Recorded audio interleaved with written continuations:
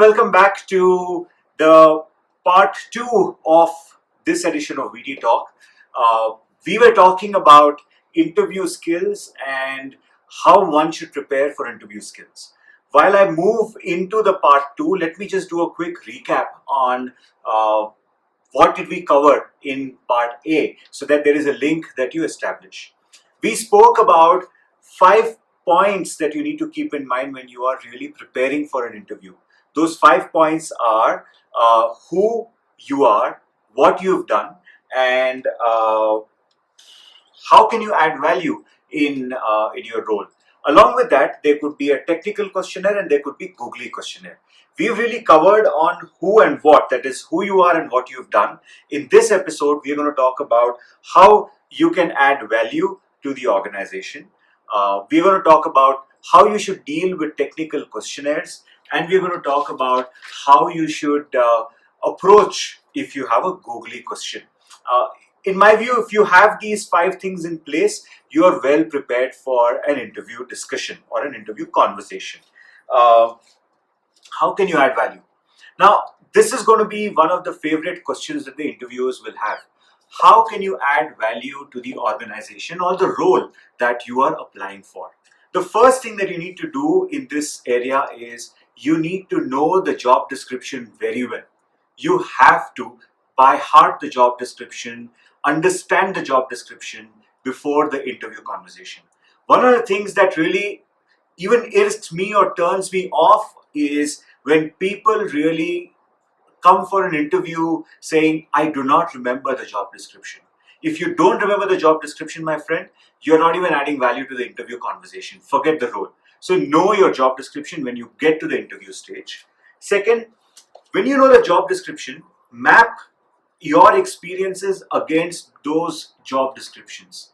When you start mapping your experience against those job descriptions, and when you have 1 or 2 examples, for example, if the role entails that you need to be a project manager, you map in your experience what you have done in a project manager role in your previous companies. Or if the role entails saying that recruitment is a part of your job, then you will map whether you've done sourcing, whether you've done interviews, whether you've done selection, how have you worked on recruitment. So what you have to do is map these areas, keep 1 or 2 or 3 examples, and when they ask you how you're going to add value, you can tell them in specific areas in the job description that you've given how you can add value. So it's very critical. Now there are 2 parts to adding value also, by the way. One is how will you add value to the organization, and how will the organization add value to you. Now this part B of how will the organization add value to you is interesting. You will pick up one area that you possibly have not worked on, but which is a part of the JD, and tell your interviewer that while I will contribute in these areas and these places where I can add value, I haven't really worked on this particular point, and I think I will learn, and that will add value to me professionally. It will help me grow professionally, and therefore, this role sort of is a good fit. So when you talk of adding value, it's 2 ways. 1 to the organization and 1 to yourself. And that's what I explained to you, how you can add value to the organization, how will you prepare for that, and how will you add value to yourself. The next question is really a technical question. Now, this is just a bucket. It doesn't mean technical questionnaire, but it's a bucket. A technical question can mean, they'll say that, tell me about your favorite subject, tell me about a favorite sport, tell me about the area of interest, or your favorite pastime. This is called a technical question for a reason.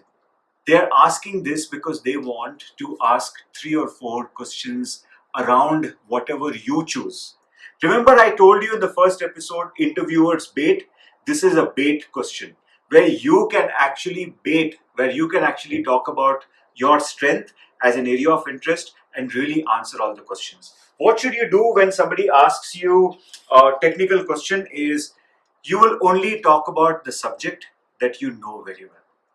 Second, you will, before the interview, know about 1 or 2 latest developments in that area that you're going to choose, so that you are aware of the latest happenings.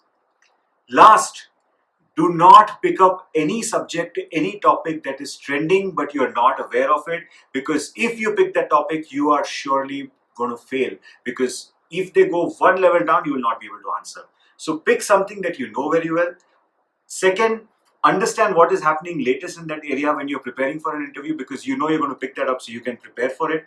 And third, just do not, please do not talk of trending topics because they are happening, because that's a bait, and if you take that, you may fail. Last is googly questions. Now, googly questions are very simple, ladies and gentlemen. You know it, then you answer. You're in doubt, then you don't answer. You don't know it, you definitely don't answer. So if there's any googly question, you have to only have these three options. You cannot have any other option of saying, I will confidently say whatever I want to say. Please be very careful when you are preparing for an interview. If you prepare for an interview in these 5 topics that I just mentioned, or 5 subheads that I just mentioned, you will be much more confident, you will be much more aware, you will be much more solid in your approach, and you will be well prepared for an interview. I hope you have enjoyed this edition of VT Talks. Let me refresh very quickly. For you to prepare for an interview, there are 5 areas. First, who are you? Second, what have you done? That's your work experience. Third, what can be your value addition, which is your third and the most critical important point. Fourth bucket is your technical bucket. It could be a range of things that can be covered in a technical bucket. Last is your googly questions, where you just don't know what's going to come your way. And I've given you approaches for all of them. I hope that this helps you in preparing for interviews. I hope it makes you more confident.